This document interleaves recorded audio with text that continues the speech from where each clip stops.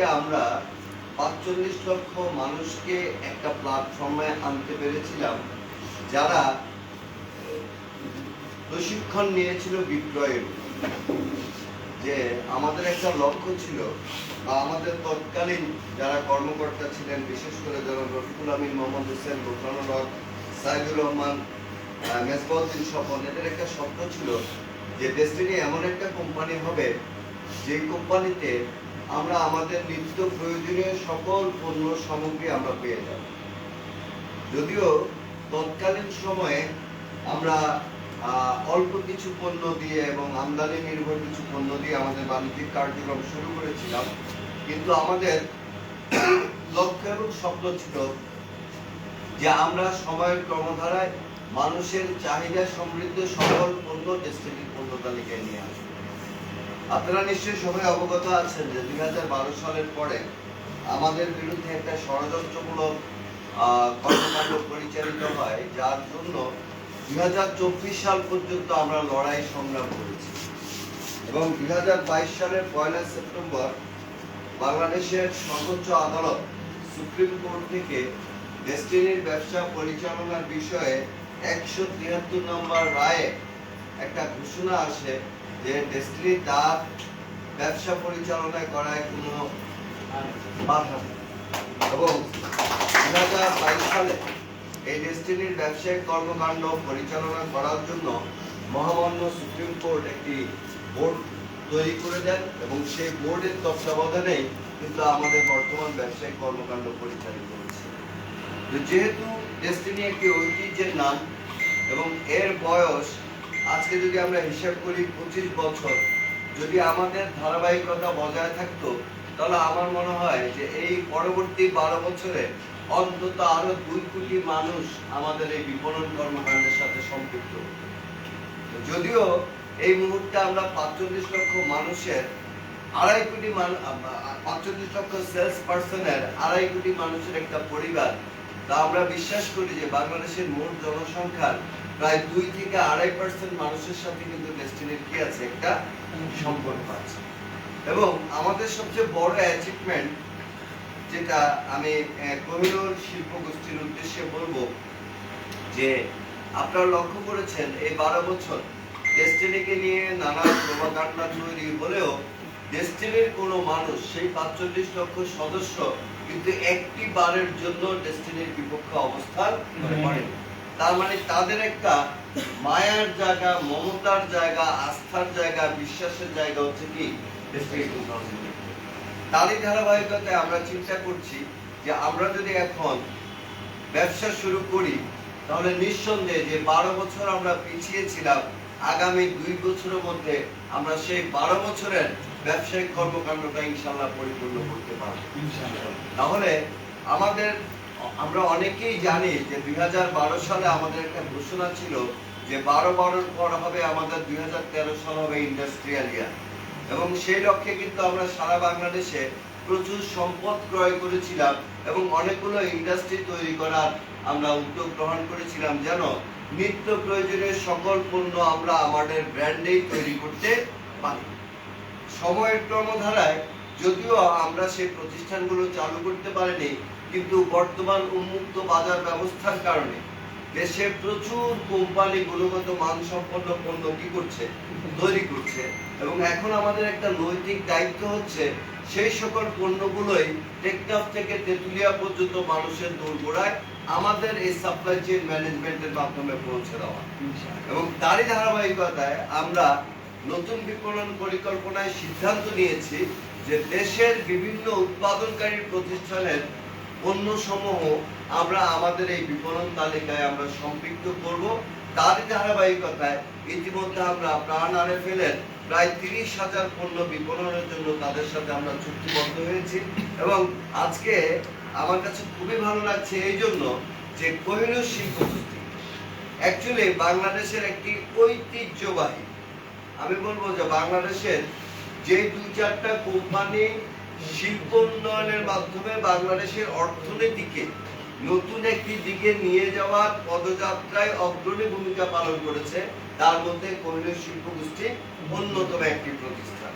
এবং এই বাংলাদেশের এই ঐতিহ্যবাহী প্রতিষ্ঠানটার সাথে আজকে চুক্তিবদ্ধ হতে যাচ্ছে বাংলাদেশের আরেকটি ঐতিহ্যবাহী, বলবো না, আমি বলবো আরেকটি, মানে এটা কি প্রতিষ্ঠান বলবো আমি জানি না, তবে আমি এতটুকু বলতে পারি যে বাংলাদেশের আরেকটি কার্যকরী প্রতিষ্ঠান, যে প্রতিষ্ঠানটা হচ্ছে ডেস্টিনি 2000 লিমিটেড।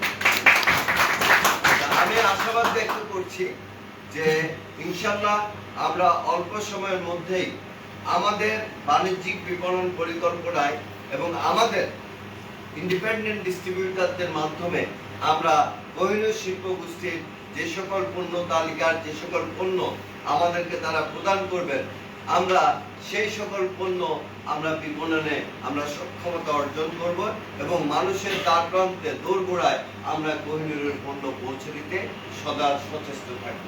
শুধু কোহিনূর শিল্প গোষ্ঠীর প্রতি একটাই আমাদের আবেদন থাকবে যে আমরা যেন তাদের কাছ থেকে বেটার প্রাইস এন্ড বেটার সার্ভিসটা পাই।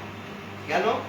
আমরা যদি বেটার সার্ভিসটা তাদেরকে দিতে পারি, তাদের কাছ থেকে পেতে পারি এবং আমরা আমাদের ক্রেতাদেরকে দিতে পারি, তাহলে নিঃসন্দেহে আমাদের এই সাপ্লাই চেইন ম্যানেজমেন্টটাই হবে কোহিনূর শিল্প গোষ্ঠীর অন্যতম একটা সেরা সাপ্লাই চেইন ম্যানেজমেন্ট।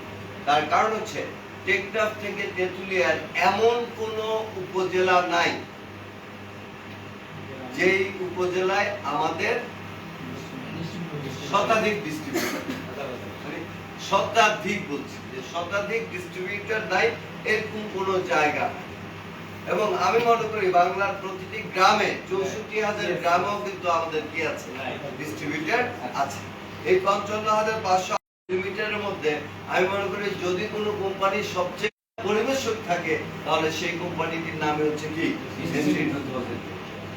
আমি আশাবাদ ব্যক্ত করব এবং নিঃসন্দেহে আমি অত্যন্ত আশাবাদী এবং আমরা প্রতিশ্রুতিবদ্ধ হতে চাই যে আগামী দিনে ডেস্টিনি যে বাংলাদেশের কত বড় বিক্রয় বিপণনকারী প্রতিষ্ঠান, আমরা আমাদের কর্মকাণ্ডের মাধ্যমে আমরা কোহিনূর শিল্প গোষ্ঠীর প্রতি সেই স্বাক্ষর রাখবো এবং তারাও আমাদের প্রতি আরো অনেক বেশি যত্নশীল হবেন। এই প্রত্যাশা ব্যক্ত করে কোহিনূর শিল্প গোষ্ঠীকে আমাদের সাথে চুক্তি করার জন্য তাদের ম্যানেজমেন্টের প্রতি, তাদের কর্মকর্তাদের প্রতি আমি ডেস্টিনি পরিবারের পক্ষ থেকে কৃতজ্ঞতা প্রকাশ করে আমি আমার বক্তব্য এখানে শেষ করছি। নিঃসন্দেহে আগামী দিন ডেস্টিনি এবং কোহিনূর একসাথে কাজ করবে।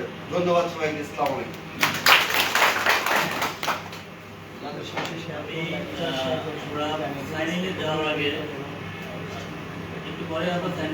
তার আগে আমি কোহিনূর কেমিক্যাল ইন্ডাস্ট্রিজের পক্ষ থেকে ওনাদের প্রতিনিধি এসেছেন, MD Sifat Hossain, head of modern institute. তো আমি সিফাত ভাইকে আমাদের উদ্দেশ্যে বা আমাদের যা লিডার যারা আছে আমাদের উদ্দেশ্যে কিছু বলার জন্য।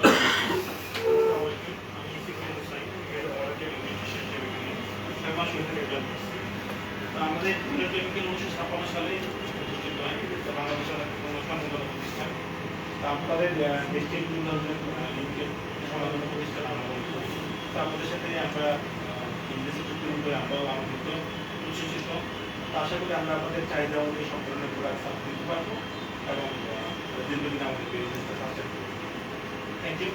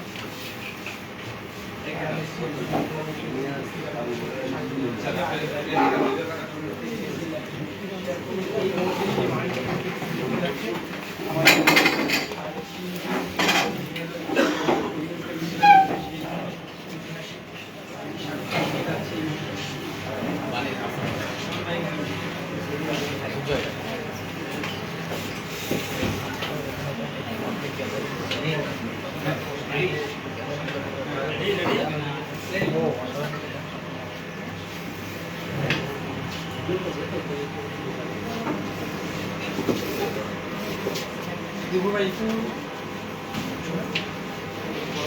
দর্শক, এই মুহূর্তে আমাদের রেস্টিং ইন্ডিয়া লিমিটেড এবং কোহিনুর কেমিক্যাল ইন্ডাস্ট্রির মধ্যে চুক্তি স্বাক্ষর হচ্ছে। আজকে রেস্টিনের লক্ষ লক্ষ টাকা পরিশোধের জন্য আজকে নিয়ে আসেছি। এই মুহূর্তে আমাদের রেস্টিং ইন্ডিয়া লিমিটেডের পক্ষ থেকে চুক্তি স্বাক্ষর করলেন এই মুহূর্তে সামুল হাসান স্বামী স্যার। এই স্টেশন এই একটা স্টিল ছবি নেওয়া লাগবে। ইয়ে ভাই, রাকিব ভাই ক্যামেরা ইয়া নিতেছে যদি মোবাইল নিতে দুবাই নিচ্ছেন স্টিল ছবি নেই। আমার এটা তো দেরি হচ্ছে।